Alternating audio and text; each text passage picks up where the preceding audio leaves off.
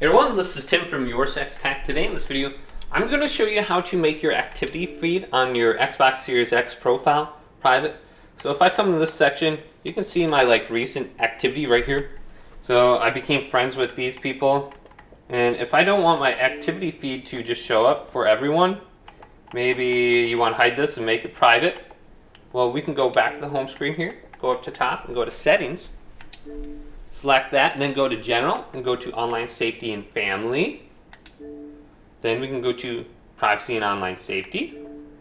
Go to Xbox Privacy right here, right now. Select that.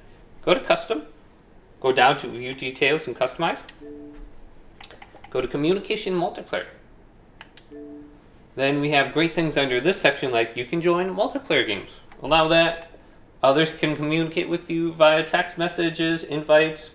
They can add you to a party or something like that. You can set that to everybody, but here's the section we want to go to. Others can see your activity feed. Decide who can see what you post to your activity feed. So I have mine set to friends. So this kind of makes it private a little bit. But you can go to everybody, friends, or you can completely block it.